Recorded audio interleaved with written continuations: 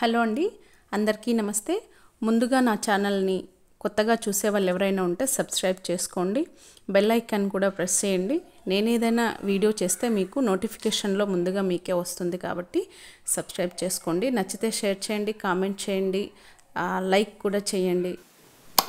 Okay అండి, శ్రావణ మాసం ఎంతో విశిష్టత కలిగిన మాసం అండి.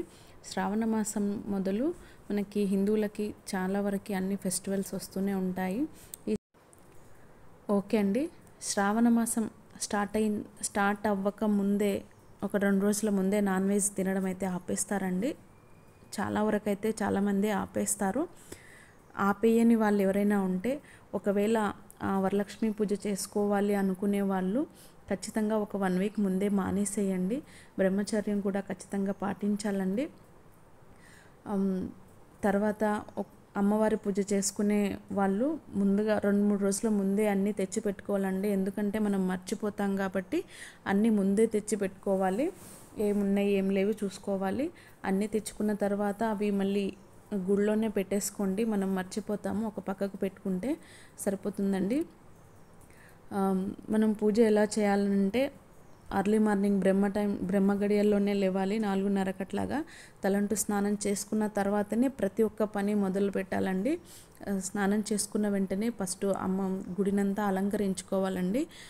నీట్గా తూడ్చేసుకొని, పసుపు నీళ్ళు జల్లుకొని, దేవుని పటాలన్నీ తూడ్చేసుకొని, ముగ్గులు పెట్టేసుకొని పెట్టుకోవాలండి. ఆ తర్వాత అమ్మవారికి అభిషేకం చేసి వస్త్రాలతో అలంకరించుకున్న తర్వాత అమ్మవారిని కూర్చోబెట్టి, అంటే ఇంట్లో చాలామంది ఉంటే మాత్రం మనకి సహాయం చేస్తారండి. లేని వాళ్ళైతే అన్ని పనులు మనమే చూసుకోవాలి కదండి. అందుకోసం అని చెప్పేసి పూజకు ముందే అమ్మవారికి ఏమేమైతే నైవేద్యాలు పెడతామో అవన్నీ కూడా ప్రిపేర్ చేసుకోండి. అవన్నీ కూడా తెచ్చుకొని ఒక పక్కకు పెట్టుకోండి. ఎందుకంటే మనం మర్చిపోతాము, తర్వాత అయ్యో అని బాధపడతాం కదండి. అందుకని ముందే చెప్తున్నాను నేను. ఇప్పుడు రిలాక్స్గా కూర్చొని అమ్మవారికి నీట్గా అలంకరించుకొని, అభిషేకం చేసేసుకొని, నీట్గా అలంకరించుకొని, అమ్మవారికి ఎంతో ఇష్టమైన ఓకే అండి, అమ్మవారికి ఎంతో ఇష్టమైన అమ్మవారి పాదాలు ముగ్గుతో వేసుకోండి. అట్లాగే ముగ్గు కూడా వేసుకోండి. అమ్మవారికి ఇంకా ఇష్టమైనవి ఏంటంటే ఏనుగులండి.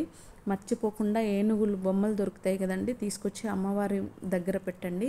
ఇంకా ఇష్టమైనది ఏంటంటే కామాక్షి దీపం అండి. కామాక్షి దీపం కూడా అలా సింగిల్గా పెట్టకుండా ఒక పళ్ళెంలో గుప్పెడు బియ్యం వేసి 5 తమలపాకులు పెట్టి 5 పువ్వులు పెట్టి అమ్మవారికి దగ్గర దీపం వెలిగించండి. ఓకే అండి, అట్లాగే ఐశ్వర్య దీపం కూడా వెలిగించండి. ఐశ్వర్య దీపం అంటే కూడా చాలా మందికి తెలియదండి. ఉప్పుతో అమ్మవారికి దీపం పెడతారండి. ఉప్పుతో ఎలా పెడతారనేది అంటే నేను వీడియోలో చూపిస్తానండి మీకు. అలా ఈ రోజే కాకుండా ప్రతి శుక్రవారం కూడా పెట్టుకోవచ్చండి. ఓకే అండి, అన్నీ ఇలా పెట్టేసుకున్న తర్వాత వినాయకుని పూజ స్టార్ట్ చేసి అమ్మవారిది పూజ ఎండింగ్ చేయాలండి. ఆ రోజే కలశాన్ని మాత్రం కదిలించొద్దండి. అమ్మవారికి నిండుగా మాత్రం ఫస్ట్ వాయనం ఇవ్వండి.